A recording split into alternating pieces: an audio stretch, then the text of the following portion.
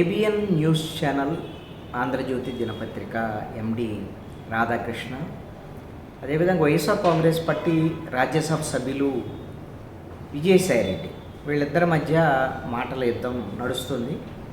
ఒకళ్ళకొకళ్ళు ఛాలెంజెస్ విసురుకుంటున్నారు. బహిరంగ చర్చకు సిద్ధమంటూ మొన్న ఏబిఎన్ రాధాకృష్ణ విజయసాయిరెడ్డికి సవాలు విసిరారు. నువ్వు ట్విట్టర్లో చాలా ఆరోపణలు చేస్తున్నావు, నీకు లైవ్లో ఓపెన్ ఆర్ట్ విత్ ఆర్కే కార్యక్రమానికి నేను ఇన్వైట్ చేస్తున్నాను, మా ఛానల్తో పాటు మీ ఛానల్లో కూడా పబ్లిష్ చేసుకోండి, నేను రెడీ, అన్నీ డిస్కస్ చేద్దాం రా అని చెప్పాడు. అయితే 1-2 రోజులు విజయసాయిరెడ్డి ఏమీ దీని మీద మాట్లాడలే. ఎందుకు అని అంటే ఆయన ఒక ఫోటో పెట్టేసి ఐక్యరాజ్య సమితికి సంబంధించినటువంటి ఒక డెలిగేషనులో తాను కూడా వెళ్ళాను అని, వచ్చిన తర్వాత అన్ని విషయాలు మాట్లాడతానని ఒక ట్విట్టర్లో పోస్ట్ చేశారు. ఇప్పుడు రాధాకృష్ణ సవాల్ని నేను స్వీకరిస్తున్నాను, నేను చర్చకు రెడీ, బహిరంగ చర్చకు రెడీ అని ట్విట్టర్లో ఒక మెసేజ్ చేశారు విజయసాయిరెడ్డి. ఆయన ట్విట్టర్లో పెట్టినటువంటి అంశం ఏంటంటే, రాధాకృష్ణ, బహిరంగ చర్చకు నేను రెడీ, నీ ఛాలెంజ్ని స్వీకరిస్తున్నా, ఫేస్ టు ఫేస్ కౌంటర్కు ఎన్కౌంటర్స్ నేను సిద్ధం, నువ్వు సిద్ధమా? అయినా నీ పక్షపాత టీవీ ఛానల్ ఆంధ్రజ్యోతికి నేను రావాలా? ఢిల్లీలో ఎన్జిఓలు, మేధావులు, జర్నలిస్టులు, అన్ని టీవీ ఛానల్స్ అందరినీ ఆహ్వానించి ప్రజావేదిక మీద విశ్రాంతి న్యాయమూర్తుల సమక్షంలో చర్చించుకున్నాం. నేను ఐక్యరాజ్య సమితి నుంచి తిరిగి వచ్చిన తర్వాత ఎప్పుడైనా రెడీ, ఎవరి చిత్తశుద్ధి ఏంటో తేల్చుకుందాం, తగ్గేదేలే, భయపడేదేలే. గత 5 ఏళ్లలో మద్యం, ఖనిజ సిండికేట్ బ్రోకర్లు, మిగతా ఇతరత్రా డీల్స్లో మీ బాస్ పేరు చెప్పి వసూలు చేసి వారికి ఇవ్వకుండా ఎంత తీసుకున్నావో అన్ని అంశాలను కూలంకుషంగా చర్చిద్దాం. జర్నలిస్ట్ కాలనీలో నువ్వుండే ప్యాలెస్, నేనుండే బాడుగిళ్ళు కూడా చూపిద్దాం. ఫిల్మ్ నగర్ మెయిన్ రోడ్లో నువ్వు కొన్న 100 కోట్ల విలువ చేసే స్థలం, దాంట్లో ఇంకో 200 కోట్లతో కడుతున్న ఆఫీస్ భవంతి కూడా పరిశీలిద్దాం. ఇది విజయసాయిరెడ్డి చేసినటువంటి సవాల్. మీ ఛానళ్ళకి రాను, ఢిల్లీలో మాట్లాడదాం, ఎన్జిఓల సమక్షంలో, జర్నలిస్టుల సమక్షంలో అనేటువంటి దాని మీద మరి ఛాలెంజ్ విసిరారు. మరి దానికి రాధాకృష్ణ మరి ఈ ఛాలెంజ్కి ఒప్పుకుంటాడా లేదనేది చూడాలి. అయితే దీంట్లో అర్థం కానటువంటి ఒక అంశము ఉంది. అదేంటి అని అంటే, నువ్వు గత 5 ఏళ్లలో మద్యము, అదేవిధంగా మైన్స్, ఇతర వాళ్ళ బ్రోకర్ల నుంచి డబ్బులు తీసుకున్నావని రాధాకృష్ణ మీద ఆరోపణ చేశాడు విజయసాయిరెడ్డి. మరి డబ్బులు తీసుకొని మీ బాస్కి ఇవ్వకుండా నువ్వు ఎంత నొక్కేసావో అన్నీ తేలుద్దామని అంటాడు. వాళ్ళ బాస్ ఎవరు మరి?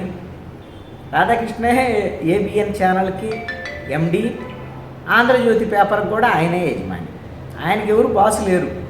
అంటే విజయసాయిరెడ్డి యొక్క ఉద్దేశము, రాధాకృష్ణ బాస్ అంటే బహుశా చంద్రబాబు నాయుడుని ఉద్దేశించి అని ఉండొచ్చు అని నేను అనుకుంటున్నాను. మీ బాస్ పేరు చెప్పి అంటే, ఒకవేళ తెలుగుదేశం పేరు చెప్పామన్నా డబ్బులు వసూలు చేశాడని విజయసాయిరెడ్డి ఆరోపించదలుచుకున్నాడా? అలాంటిది ఏమన్నా ఉందా విజయసాయిరెడ్డి దగ్గర సమాచారం? ఆధారాలు కూడా అన్నీ చెప్తానని అంటున్నాడు. ఇవన్నీ కూడా వాస్తవంగా ఇలాంటి చర్చలు జరగాలండి. వాళ్ళు ఎమోషనల్గా ట్విట్టర్లో ఈ రోజున ఒకళ్ళ మీద ఒకళ్ళు సవాళ్ళు విసుకుంటున్నారు. నిజంగా ఇద్దరికీ దమ్ముంటే బహిరంగ సవాల్కి ఇద్దరు సిద్ధమవ్వాలి. రాధాకృష్ణ వాళ్ళ ఛానల్కి విజయసాయిరెడ్డి రానంటాం అంతవరకు ఓకే. న్యూట్రల్గా ఢిల్లీ వేదికగానే, దేశ రాజధాని వేదికగా ఢిల్లీలో చర్చగా రెడీ అంటున్నాడు విజయసాయిరెడ్డి. ఆ ఎన్జిఓ సంస్థలు ఏంటి, లేకపోతే ఎవరు అక్కడ ఆ డిబేట్ కండక్ట్ చేస్తారు, అవన్నటువంటిది ఇద్దరు న్యూట్రల్గా ఉండేటువంటి వాళ్ళ డిబేట్కి వచ్చి ఇద్దరు మాట్లాడి, వైఎస్ఆర్ కాంగ్రెస్ పార్టీ ప్రభుత్వంలో మైన్స్, అదేవిధంగా మద్యము, వీళ్ళందరి నుంచి బ్రోకర్ల దగ్గర నుంచి డబ్బులు తీసుకున్నారు అంటే ఇచ్చిన వాళ్ళు ఎవరు ఉంటారు? వాళ్ళు వైఎస్ఆర్ కాంగ్రెస్ పార్టీ వాళ్ళు అయ్యి ఉండొచ్చుగా. ఎందుకు ఇస్తారు? అక్రమాలకు, అన్యాయాలకు పాల్పడితేనే ఇచ్చి ఉంటారు.